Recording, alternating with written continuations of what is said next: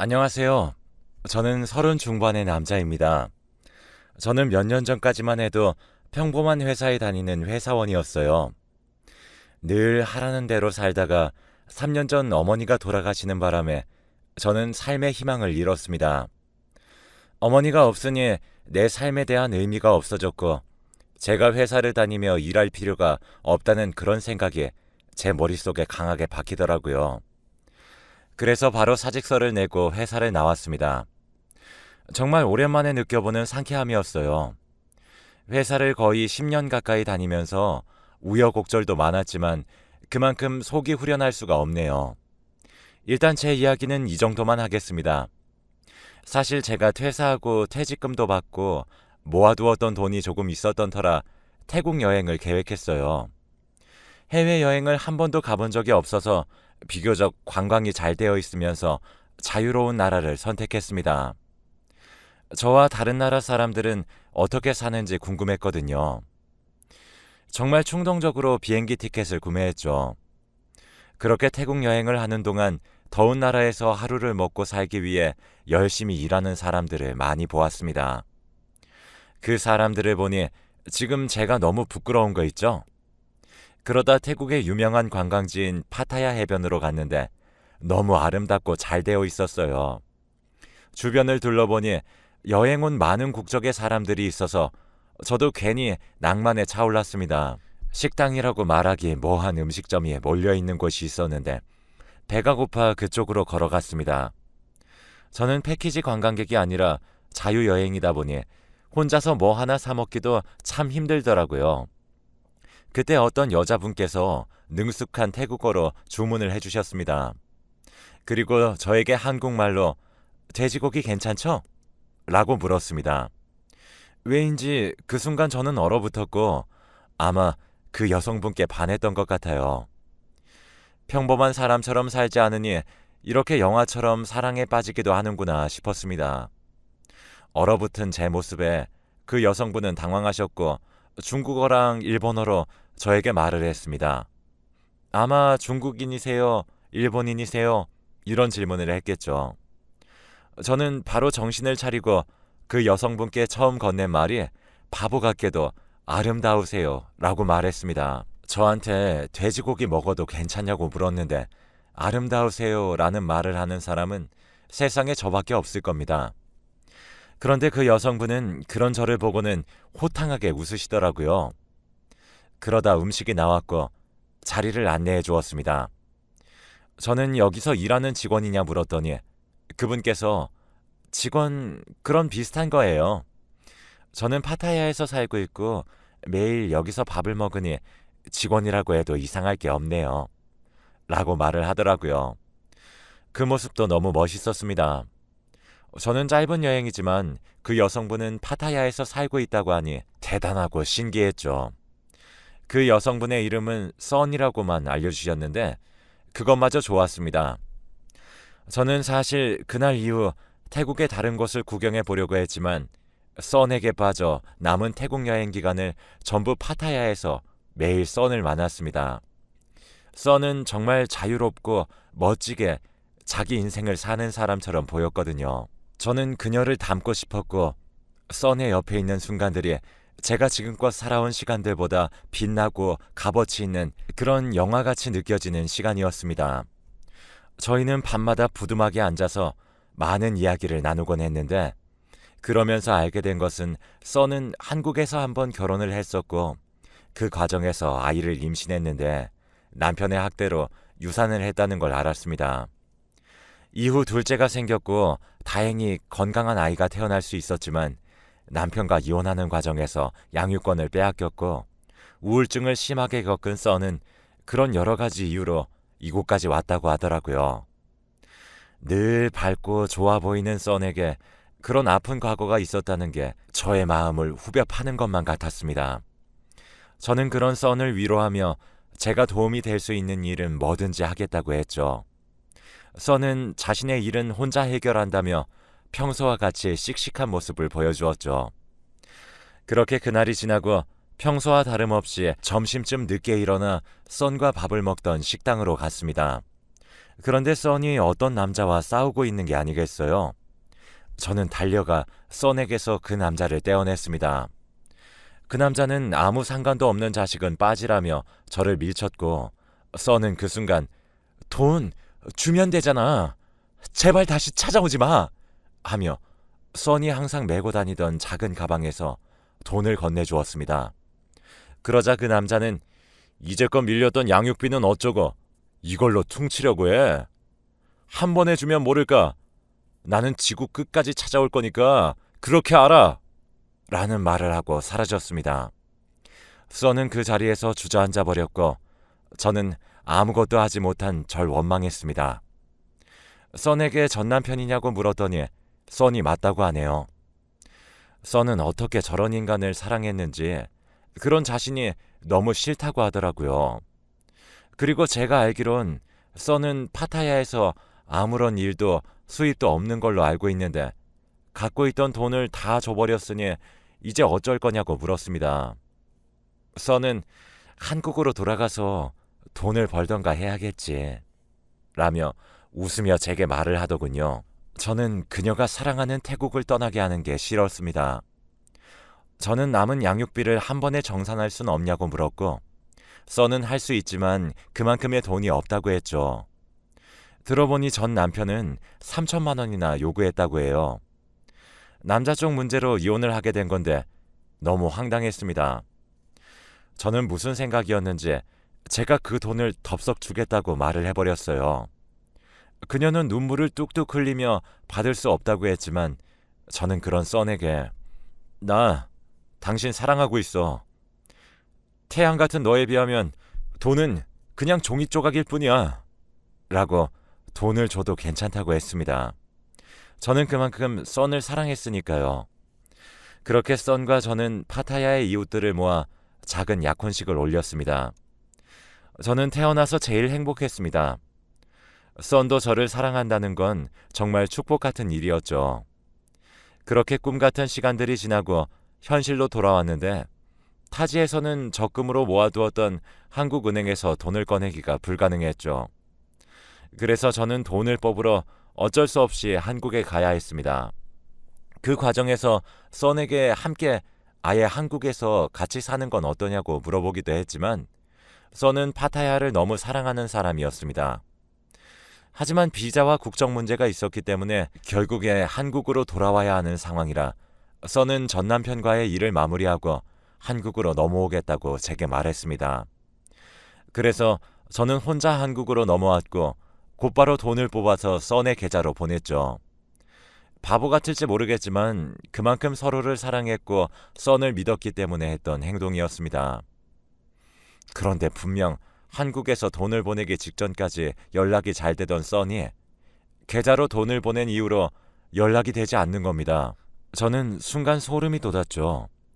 사기일지도 모른다는 생각이 제 온몸을 감쌌습니다.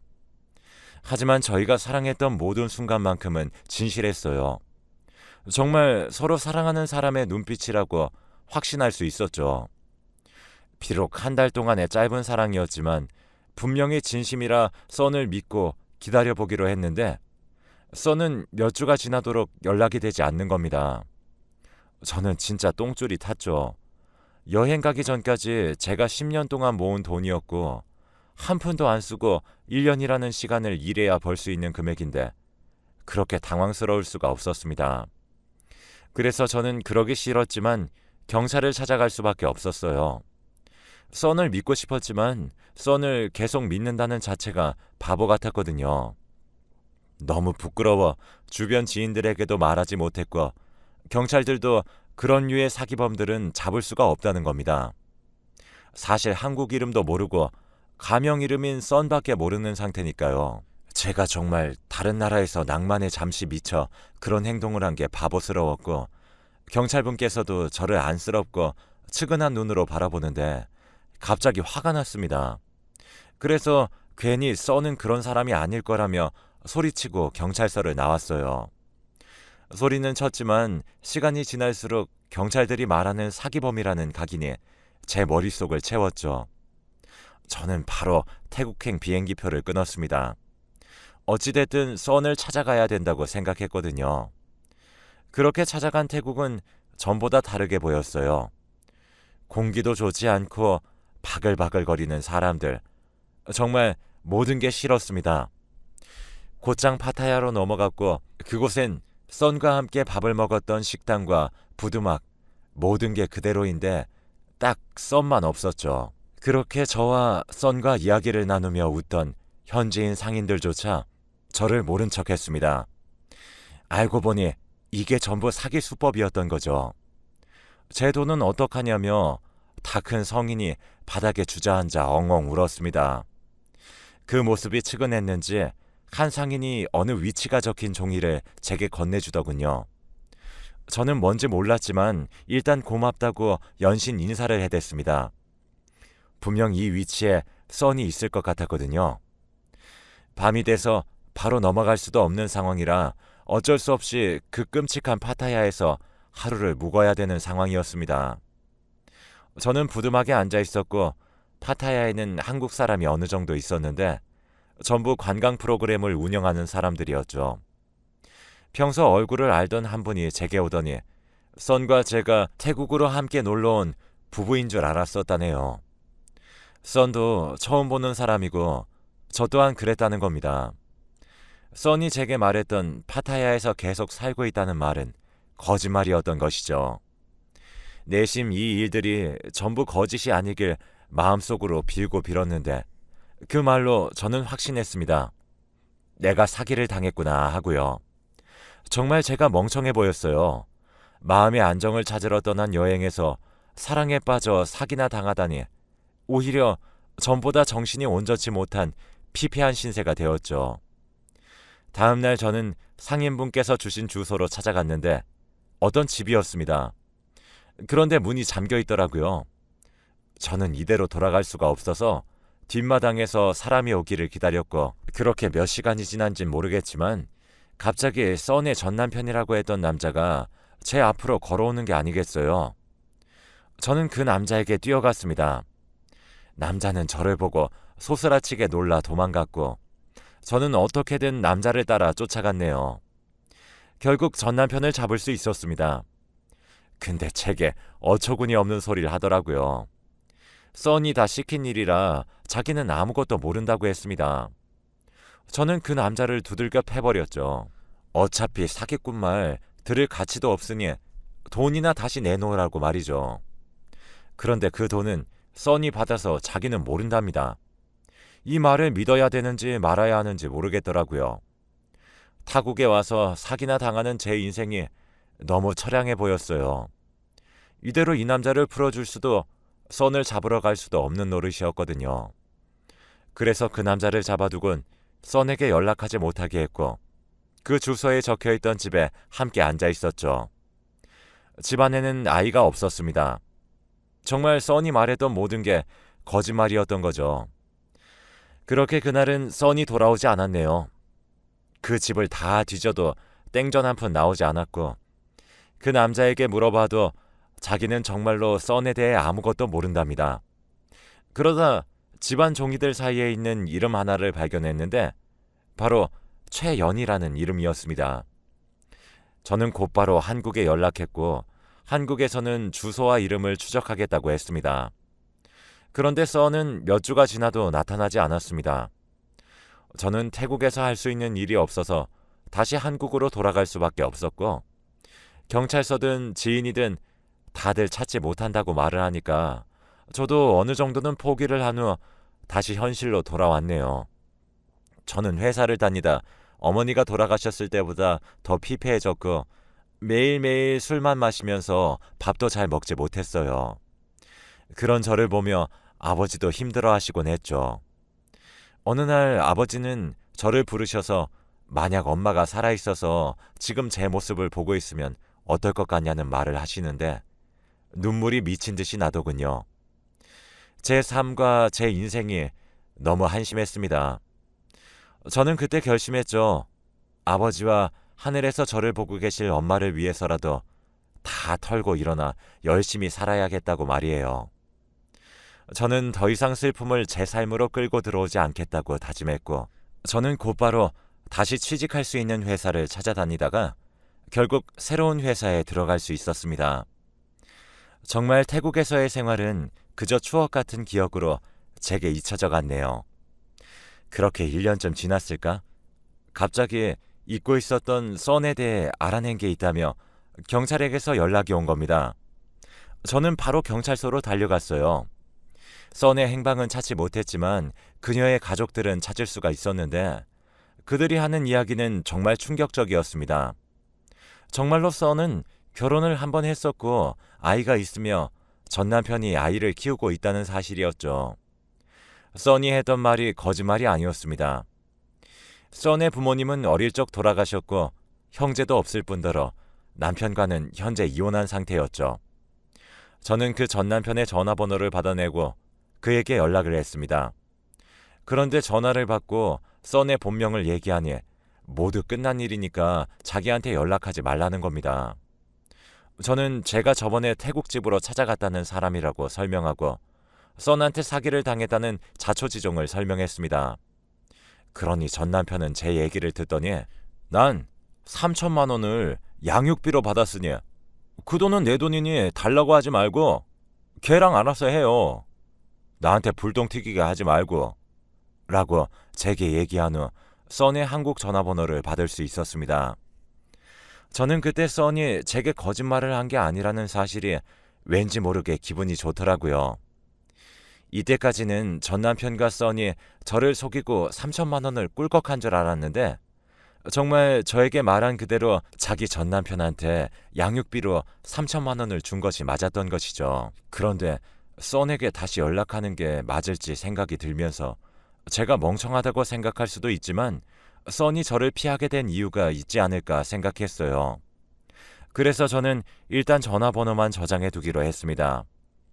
깊은 고민 끝에 어디선가 전 남편에게 벗어나 지금 잘 살고 있는 그녀를 찾지 않기로 했습니다. 그렇게 또 몇 달이 지나 경찰서에서 또 전화가 왔는데 바로 썬을 잡았다는 전화였고 저는 드디어 썬을 만날 수 있게 된 것이죠.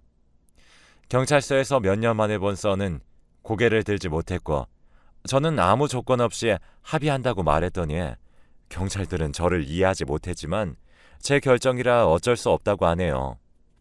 저희는 따로 나가 이야기를 나누었습니다. 저도 제가 아는 사실을 얘기했죠. 그리고 왜 나를 떠났냐고 물어보니 썬은 눈물을 흘리며 제게 미안하다고 했고 그런 실패한 결혼을 한 번 겪고 나니 트라우마가 생겨서 저와도 같은 생활이 반복될 것 같아 무서워서 연락을 끊고 도망쳤다고 하더군요. 그리고 썬은 저에게 사기를 친 거니 돈은 어떻게든 갚겠다네요. 그런 썬을 보고 있자니 파타야에서의 즐거웠던 생활과 서로 사랑했던 마음이 미친 듯이 떠오르면서 저는 그럴 필요 없다며 썬에게 정말로 잘해줄 수 있다고 말했죠. 저희는 그렇게 서로의 마음을 확인했고 함께 살기로 했습니다. 제가 이해가 안 될 수도 있지만 저는 그래도 사기가 아니라 썬이 저를 사랑한다고 믿었어요. 혼인신고는 하지 않은 채 작은 아파트에서 저희만의 행복으로 삶을 채워나갔습니다. 그러던 어느 날 제가 일을 마치고 집에 오는 길에 썬의 전 남편과 비슷하게 생긴 사람을 본 것 같았어요.